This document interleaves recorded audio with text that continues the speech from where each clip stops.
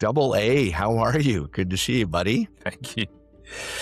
Thank you, Boomer. And I'll have to explain to people why I call you Boomer in another episode. That's right. That's an upcoming episode why you're going to want to tune in, because eventually the mystery of Boomer will be uncovered. Yeah. We're continuing on our journey of being a highly effective leader. And, we both believe that people choose to follow a leader. They may organizationally be required to report to a manager, but they choose to follow a leader, whether they are a direct report of that person or not. But one of the things that I was really thinking about today was curating that leadership experience. And it got me thinking about the wonderful dinner parties that you throw. And so even though we're on the opposite sides of the globe at the moment, anyway, we've got an upcoming trip to Australia coming up. You and your lovely wife, Kathy, are fantastic at putting on these dinner parties. So I would love to, almost taking the business hat off for a moment and just through the lens of your dinner parties. How does it work? Well,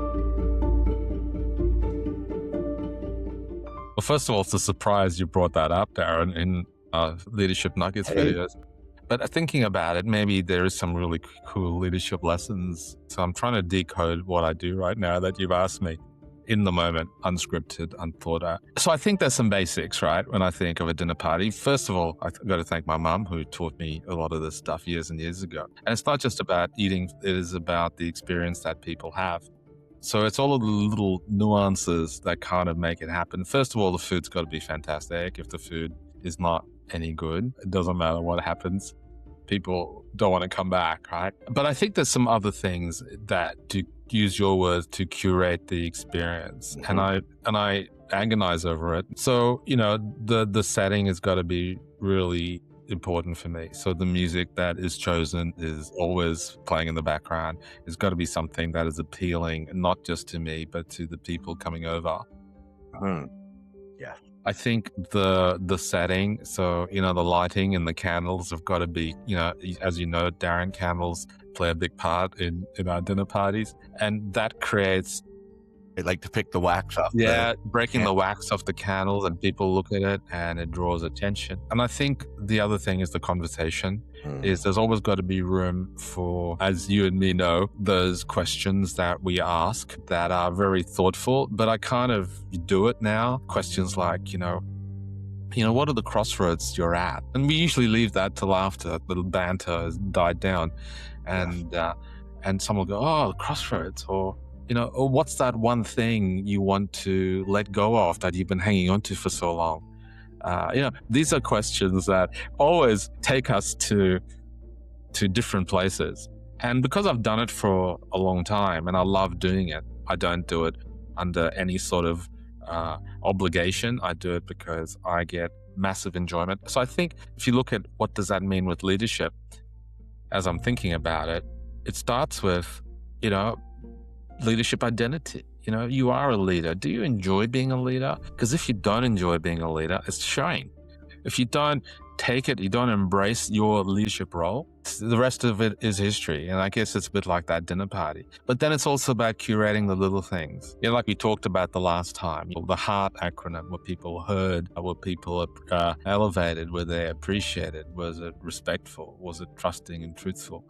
So I think that is all part of it, isn't it? In terms of the dinner party, the fact that you've mentioned that you want to come and have dinner with us when you're over next is awesome. So I'll send my menu requests. I'll get them in.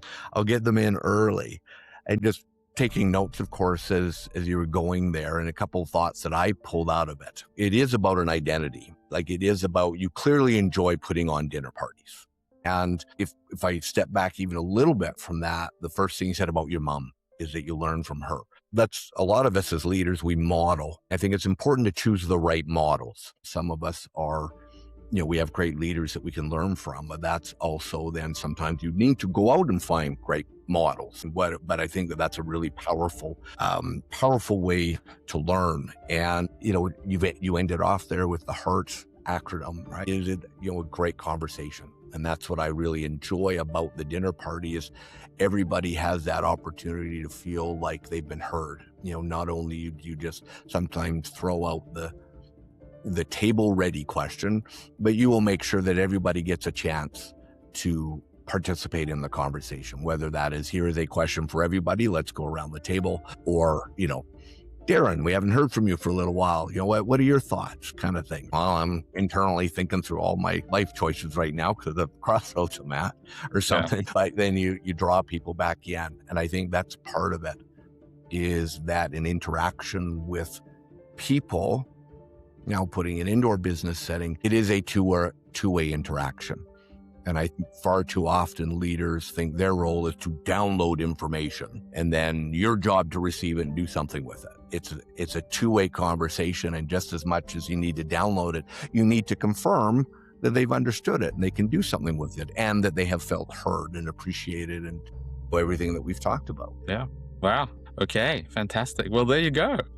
I don't want people to leave this thinking that I don't want to go and have dinner at Andre's place because it's going to sound like a meeting. It's so great point. Very good point. It's a wonder. That's why I wanted to use it. Your dinner parties are fantastic dinner parties. Just like your meetings are fantastic meetings. They're different, but there are some similarities there, is that you make it about the people. And that, I think, is the tie-in that I wanted to have here, is it both involve people and curating an appropriate experience for what it is that we're there to do. Darren, that's fantastic. Thanks for the prompt of the dinner party and the metaphor of dinner parties to leadership. I've never, ever thought about it until right now. So there we go. We've maybe given you something to think about when it comes to thinking about leadership, and using the metaphor of how do you bring people into your house, into your world, and how do you make them feel? Yes. And so here's my challenge to you, Andre. Yeah. Your dinner parties already have a AA rating. I think you should strive, while we're there, to go to a AAA rating. And that's a really important point, because I do think about that constantly, is how do I make this better? How do I make the food better? And I think that's probably another video when we talk about fixed and growth mindset.